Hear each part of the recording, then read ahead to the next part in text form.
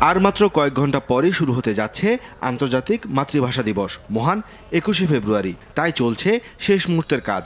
ধোয়া মোছার পাশাপাশি নিরাপত্তা ব্যবস্থার খুঁটিনাটি দেখতে বৃহস্পতিবার সকালে কেন্দ্রীয় শহীদ মিনারে আসেন র্যাব ও পুলিশের কর্মকর্তারা। এলাকা ঘুরে দেখে তারা কথা বললেন সাংবাদিকদের সঙ্গে, জানান সার্বিক নিরাপত্তা ব্যবস্থায় সন্তুষ্ট তারা। ২১শে ফেব্রুয়ারির ঠিক আগে এই ধরনের একটি ভিডিও বার্তা ইন্টারনেটে প্রকাশিত হওয়ার প্রেক্ষিতে জনমনে যে ধরনের আশঙ্কা থাকতে পারে সেগুলো বিবেচনায় নিয়ে একই সঙ্গে এই থ্রেটের প্রেক্ষিতে দেশে কোনো ধরনের কোনো ঝুঁকি রয়েছে কিনা সেটিকে বিবেচনায় নিয়েই আমরা আমাদের নিরাপত্তা পরিকল্পনা তৈরি করেছি। আমরা এই আজকে ২০শে ফেব্রুয়ারি দুপুর পর্যন্ত এই অনুষ্ঠানকে কেন্দ্র করে যত ধরনের থ্রেট রয়েছে বা সম্ভাবনা রয়েছে সবগুলোকে আমরা বিবেচনায় নিয়েই আমাদের নিরাপত্তা পরিকল্পনা সাজিয়েছি।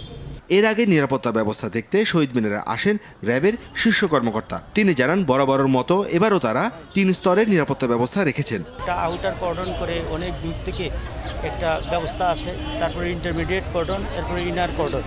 এই কর্ডন করে আমাদের যেগুলি থাকবে বাহিরে আমাদের মোবাইল পার্টিগুলি থাকবে, ইন্টারমিডিয়েট পজিশনে আমাদের জন্য যে সমস্ত চেকপোস্ট এগুলি থাকবে। এটি ছাড়া এখানে অবজারভেশন পোস্ট থাকবে, পায়ে হেঁটে মোটরসাইকেলে পেট্রোলের ব্যবস্থা থাকবে। সকল বিষয়ে যদি শৃঙ্খলা না রাখেন তাহলে লক্ষ লক্ষ লোক একটি নির্দিষ্ট সময় এসে নির্বিঘ্নে তারা যাওয়া, এটি হয়তো আপনি জানেন যে এটি হয়ে উঠবে না। ভাষা দিবসে শহীদদের প্রতি শ্রদ্ধা জানাতে আসা সাধারণ মানুষ পলাশী মোড় থেকে শহীদ মিনারের দিকে আসবেন আর ফিরতে হবে দোয়েল চত্বর ও ঢাকা মেডিকেল কলেজের সামনের রাস্তা দিয়ে।